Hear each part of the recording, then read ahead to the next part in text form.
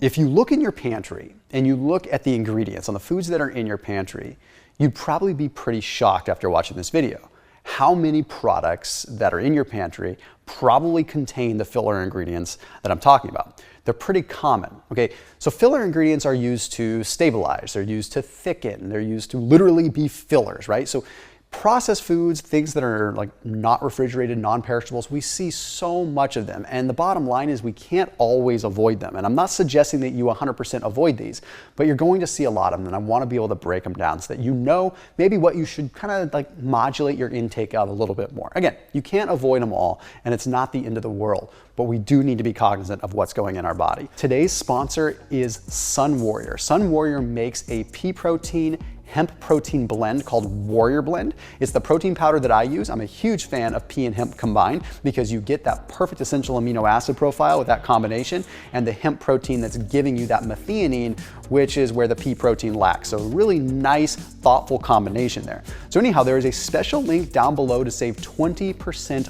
off of Sun Warrior protein. And I thought they were relevant for this because they don't use filler ingredients. They're really big on integrity and really big on quality. It's the protein powder I've been using after I break a fast, when I'm doing keto, after my workouts for the last 5.5 years or so. So anyhow, Warrior Blend has been around for a long time. Tried and tested, a lot of people love it. So use that link down below, and a big thank you to Sun Warrior for the support on this channel and for sponsoring this video. Okay, the first one we need to talk about is one I know you've seen before, modified food starch, but also maltodextrin.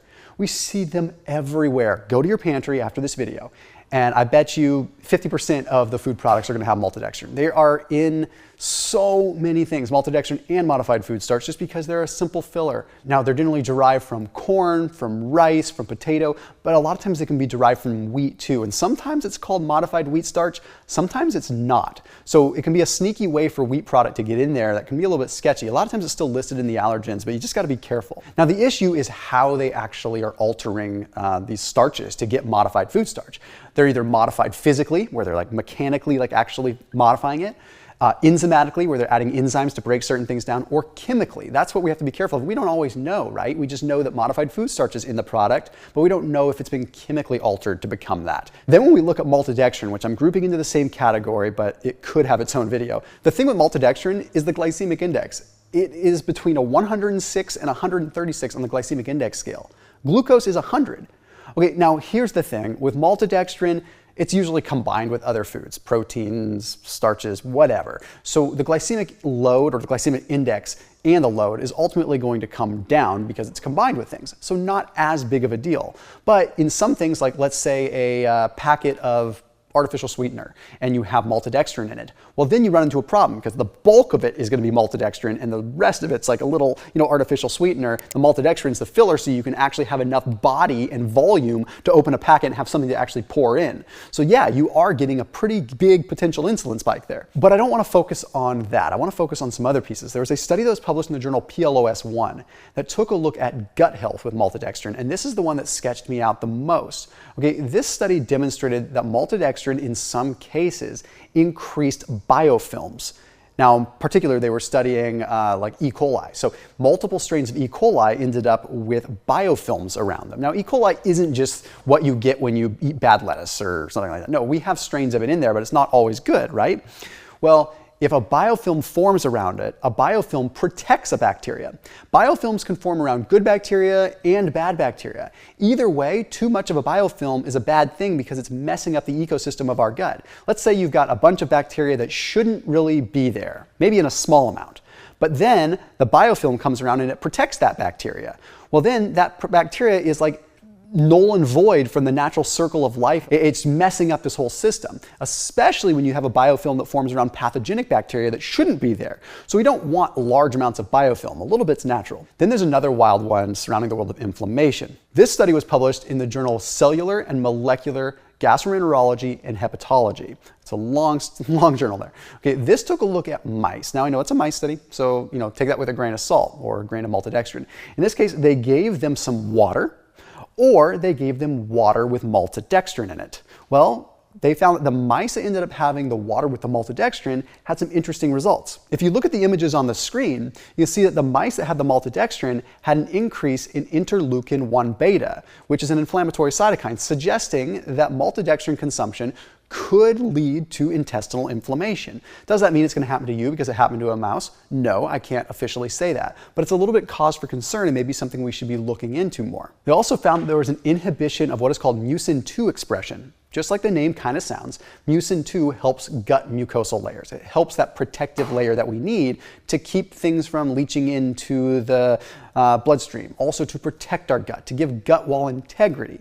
So if we're reducing the expression of that, then we're having less mucus that's potentially created, right? So does this mean avoid maltodextrin? No, just watch it a little bit. Which leads me to my next one, Dextrin or Dextrose. Okay, this is derived from corn. The issue with dextrose and dextrin is purely a glycemic issue for me. Okay, we are talking like a glycemic index again of close to glucose. We're talking like 96, not as high as maltodextrin. But why am I focusing on dextrin more when it comes to the or the glycemic effect? Well, mainly because you're going to see dextrin in pretty high amounts. You're going to see it in drinks. You're going to see it in protein powders. You're going to see things that are even low carb or zero carb or keto friendly. And all of a sudden you have a bunch of dextrose in there or dextrin that's going to spike blood glucose and going to trigger an insulin response that could even halt ketogenesis. So we do have to be paying close attention to that. Okay, moving into the next one. Now, full disclaimer on this next one. It's Carrageenan, but we have to be careful with Carrageenan in terms of how we talk about it. There's a lot of confusion out there with Carrageenan and Polygeenan. And Polygeenan can sometimes also be called Carrageenan. And Polygeenan is the one that really can be a problem.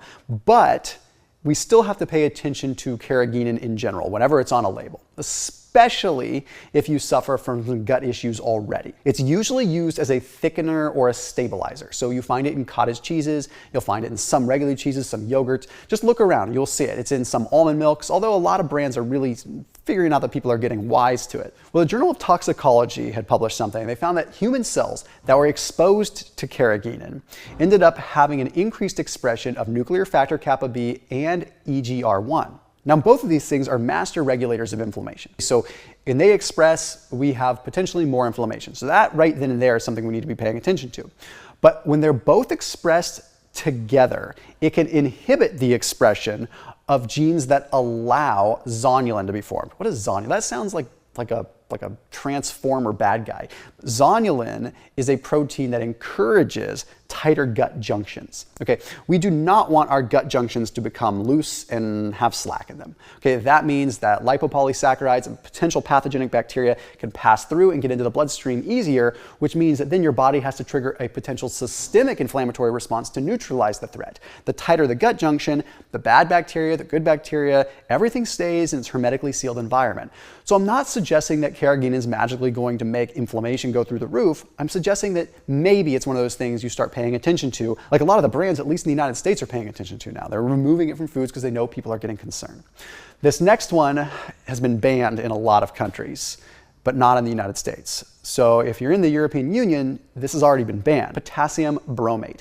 It's an oxidizing agent that ages flour faster so that it can rise better. In mass production of bread, the faster you can get it to rise, the more you can produce. So it makes sense, right? But it's also an oxidizing agent. Does that mean it's oxidizing in your body? Well, we'll get to that in a second. So this stuff's been banned in the EU, it's banned in China, it's banned in Brazil, it's banned in Sri Lanka, it's banned in Canada, it's banned in a lot of different places. So that counts for something. Now, there's a study that was published in the journal Toxicology Pathways, and it was pretty deep, and it looked at rats in this case, and it did find that more consumption of potassium bromate after the rats had died and they were able to do autopsies on them, they found, yeah, there was a higher incidence of renal tumors in those that consumed potassium bromate. But that's a pretty bold claim, and I'm not going to go out there and say that. I'm not going to say potassium bromate triggers cancer. That's just too bold. But it's cause for concern, and hopefully it's getting looked into more. Now let's talk about the oxidizing piece. There was a study that was published in the journal Food, Science, and Nutrition that found that potassium bromate does turn into a reactive oxygen species, an oxidative stressor in our bodies pretty quick. Okay, well, it makes sense. It's an oxidizing agent. So that potentially means we could have more DNA damage that comes from it. We could have an increase in oxidative stress, oxidative damage, and just reactive oxygen species floating around through our body. So, like if you've ever taken an antioxidant before, an antioxidant is to combat oxidative stress and oxidative damage. Well, it looks like this might be something that's contributing to it. If you were to go to the bread aisle or look at your bread in your pantry, there's probably a good chance there's potassium bromate in it because it's helping mass produce bread.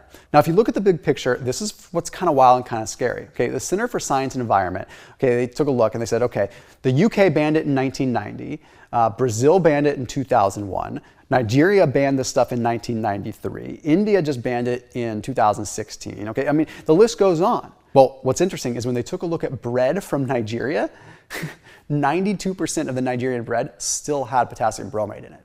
Now, I mean, maybe there's looser standards in Nigeria, I don't know, but I guess the point is that even when it's banned, I think it's still showing up. I think it's still appearing in products. So what does that mean? That kind of leaves you hopeless, right? I'm just screwed left, right, and center. But I mean, I would say just avoid bread altogether, which might be a suggestion for me in another video. But in this particular case, I think if you can avoid the breads that have potassium bromate and go for the ones that do not, you're probably in a better spot, at least in the United States, since they do put it on the ingredient list, they do put it on the label. So there are breads that don't have it. So if you're going for that, just opt for different ones. So I hope that this cleared some things up and gave you some insight. To give you something practical, modified food starch and maltodextrin, I would limit your intake to it to like every other day. Okay, so if you have a food that has it, that's a processed food, every other day. I know you can't avoid it every day. It's not always possible. As always, keep it locked in here on my channel. I'll see you tomorrow.